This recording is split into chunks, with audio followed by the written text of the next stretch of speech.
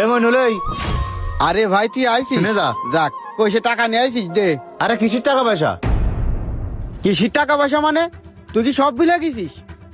তুই না কথা দিলি, চুক্তিপত্র করলি, আমারও জমিটা তুই নিবি, এখন আবার এসব কি কথা করছিস? হ্যাঁ, তোরে আমি কথা দিছি আর তোরে চুক্তিপত্রও দিছি, কিন্তু আমি ভুল করেছি।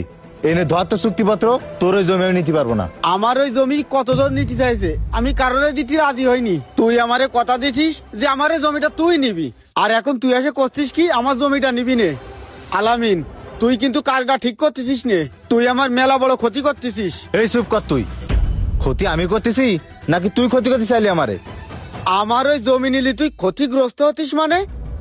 তুই এসব কি কথা করছিস আলামিন? এই শোন, তোর ওসব নেকা কান্দা বাদ দে। আমি সবই জানিছি, সবই বুঝেছি, আর আমি জানি শুনে এরকম ভুল কাজ করতে পারবো না। তুই কি বুঝিছিস আর কি জানিছিস?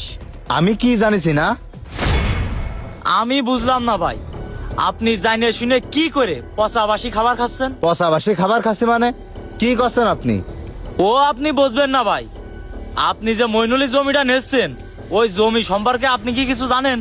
একটু খোঁজ খবর নিয়েছেন? হ্যাঁ ভাই, খোঁজ খবর কি, আমি নিজে স্বয়ং জমিতে যাই দেখেছি। জমিটা মাশাআল্লাহ চাষের উপযুক্ত। আরে ভাই, আপনার কথা শুনে তো মাকাল ফলের কথা মনে পড়লো। মাকাল ফল কিন্তু উপরে দেখতে ভালো, কিন্তু ভিতরে দেখার মতো না। 2 বছর ধরে আবাদ করতেছে, কিন্তু কোনো আবাদ হচ্ছে না।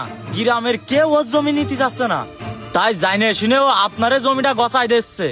আপনার ক্ষতি হোক এইটা আমি চাইনি, আপনার ভালোর জন্যই আমি কথাগুলো কলাম।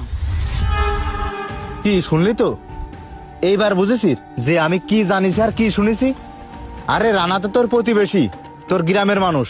তাহলে রানা কি আমার কাছে মিছে কথা কয়েছে? জীবনেও না। ওই রানা আমার একটা মিছে কথা বলিনি। ভাই তুই থাম।